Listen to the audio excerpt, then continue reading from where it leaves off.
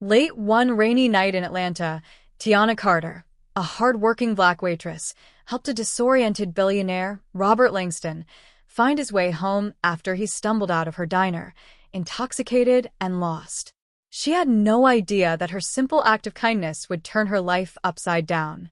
Just 1 week later, Tiana found herself holding the deed to a luxury hotel, a gift from the man she had helped, a gesture that would challenge her to step into a world of wealth, power, and responsibility she had never imagined. Tiana Carter had worked the late shift at Rosie's Diner for 3 years, serving coffee and burgers to truck drivers, night owls, and the occasional businessman passing through. She was 29, a single mother to a bright 10-year-old daughter, Maya, and known for her warm smile and quick wit. That night, the diner was nearly empty, the rain keeping most customers away.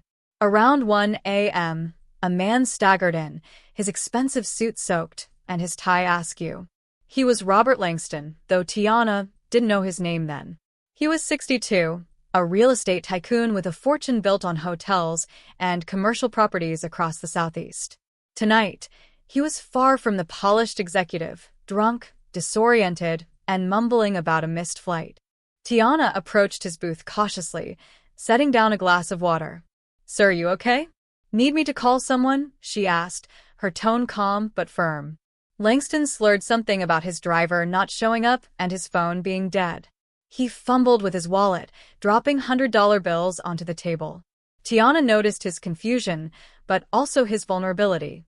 She'd seen plenty of drunks in her time at the diner, but this man seemed different, lost in a way that went beyond the alcohol. She took charge, asking for his address.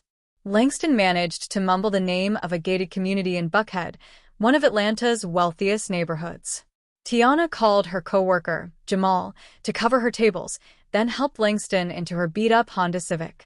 The drive was slow, the rain pounding the windshield, but Tiana kept her cool, asking Langston simple questions to keep him talking. He rambled about a business deal gone wrong, a board meeting that had left him rattled, and how he'd ended up at a bar instead of the airport. Tiana listened, offering occasional nods, her years of dealing with customers giving her the patience to handle his disjointed story. When they reached the address, a sprawling mansion with iron gates, Tiana helped Langston to the door, where a worried housekeeper took over. Langston, still unsteady, thanked her profusely, pressing a wad of cash into her hand. Tiana tried to refuse, but he insisted, saying, "You're a good person. Don't forget that." She drove back to the diner, the cash, $500, tucked into her pocket. It was enough to cover Maya's school supplies and a month's worth of groceries. Tiana didn't think much more of it. She'd done what felt right, and that was that. The next morning, Langston woke with a pounding headache and a vague memory of the night before. His housekeeper filled in the blanks, describing the young woman who had brought him home safely. Langston was a private man, guarded after years of navigating corporate sharks and fair-weather friends. But Tiana's act of kindness struck a chord. He asked his assistant, Claire, to track her down, providing the diner's name from a receipt in his pocket. Claire visited Rosie's Diner that afternoon, discreetly asking about the waitress who worked the late shift. Jamal pointed her to Tiana, who was wiping down counters, unaware she was being watched. Claire reported back to Langston, confirming Tiana's identity and adding that she was a single mother with a reputation for reliability. Langston, intrigued, dug deeper. He learned Tiana had grown up in a working-class neighborhood, put herself through community college, and was raising her daughter alone after her husband passed away 5 years earlier. Her life was one of quiet perseverance, a stark contrast to Langston's world of boardrooms and private jets. He decided he wanted to do something meaningful for her, something that went beyond a simple thank you. Langston owned a portfolio of properties, including the Grand Meridian Hotel, a boutique luxury hotel in downtown Atlanta that had been underperforming due to mismanagement. He'd been planning to sell it, but Tiana's act of kindness gave him another idea. He saw in her the kind of integrity and grit that could turn the hotel around. Over the next few days, he consulted his legal team, drafting a plan to transfer ownership of the Grand Meridian to Tiana, free and clear, as a gesture of gratitude. His advisors were skeptical, warning him about the risks of handing over a multi-million-dollar asset to a stranger. Langston dismissed their concerns. "She didn't have to help me," he told them. "But she did. That's worth more than you think." On the following Monday, Tiana was called to a meeting at a law firm in downtown Atlanta. She assumed it was a mistake, maybe a mix-up with a customer's complaint. Dressed in her best blazer, she arrived at the sleek office, where a team of attorneys greeted her. They explained that Robert Langston, the man she'd helped, was transferring ownership of the Grand Meridian Hotel to her, effective immediately. The paperwork was already prepared: a deed, tax documents, and a management agreement ensuring the hotel's staff would remain in place to support her transition.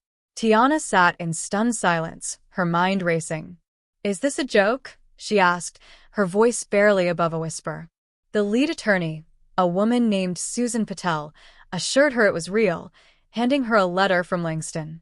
In the letter, Langston wrote, "You showed me kindness when you had no reason to. I've spent my life building things, but I've rarely met someone with your heart. The Grand Meridian needs someone like you, someone who cares, who works hard, who doesn't cut corners. It's yours now. Make it your own." Tiana's hands trembled as she read the words. She thought of Maya, of the diner, of the bills piling up at home. This was beyond anything she could have imagined. The attorneys explained the hotel's operations, its financials, and the challenges ahead. The Grand Meridian had 120 rooms, a restaurant, and a conference center, but it was losing money due to poor leadership and outdated marketing. Tiana would need to learn fast. Hospitality was a far cry from serving tables.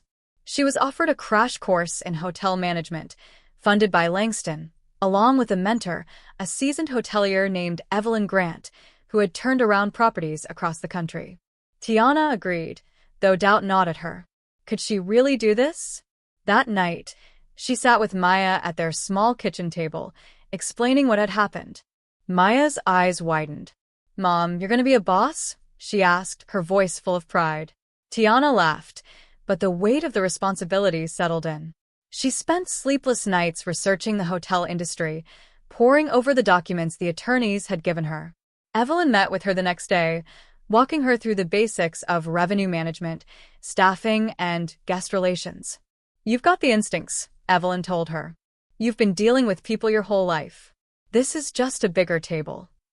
Tiana's first day as owner was overwhelming. The staff, a mix of seasoned professionals and younger workers, eyed her with curiosity and skepticism. She was an outsider, a waitress with no experience in their world. Tiana didn't shy away from the challenge. She introduced herself at a staff meeting, her voice steady. "I know I'm new to this," she said, "but I know hard work and I know people. We're going to make this place shine, together." Some nodded, others exchanged glances, but Tiana's sincerity began to win them over. She dove into the hotel's operations, shadowing department heads and asking questions. She noticed small things: worn carpets in the lobby, slow service in the restaurant, a website that hadn't been updated in years. Drawing on her years at the diner, she prioritized customer experience, training staff to greet guests warmly and respond to complaints quickly. She worked with Evelyn to revamp the marketing strategy, targeting local businesses for conferences and promoting the hotel as a destination for weekend getaways. Slowly, bookings increased. Challenges came fast. A major client canceled a convention, citing the hotel's declining reputation. Tiana met with a client personally, listening to their concerns and offering a discounted rate for a future event. Her honesty and hustle convinced them to give the Grand Meridian another chance. She also faced pushback from a few veteran staff members who resented taking direction from someone they saw as unqualified. Tiana handled them with the same calm she'd used with difficult customers at the diner, earning their respect over time. Word of Tiana's story spread. A local news outlet picked it up, running a feature titled "From Diner to Downtown. Waitress Becomes Hotel Owner." The article detailed her act of kindness and Langston's extraordinary gift, painting Tiana as a symbol of hope and hard work. Customers began booking rooms to support her, and social media buzzed with praise. Tiana was uncomfortable with the attention.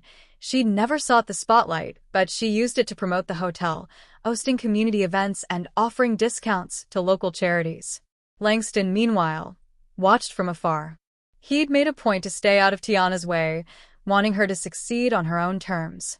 But he quietly checked in with Evelyn, who reported Tiana's progress.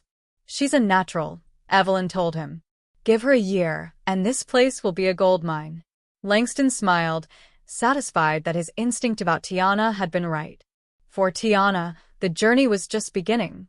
She enrolled Maya in a better school, using the hotel's profits to secure her daughter's future. She also hired Jamal from the diner, giving him a job as a front desk manager. The Grand Meridian became a reflection of Tiana's values: hard work, kindness, and community. Guests noticed the difference, leaving glowing reviews about the warm atmosphere and attentive staff. A year later, the hotel was thriving, its occupancy rates up 40%, and its restaurant packed on weekends. Tiana stood in the lobby one evening, watching guests check in, her heart full. She thought back to that rainy night at the diner, when she'd helped a stranger with no expectation of reward. That single act had changed her life, proving that kindness could open doors she'd never dreamed of walking through. Tiana Carter, once a waitress scraping by, was now a hotel owner, a leader, and an inspiration to everyone who crossed her path.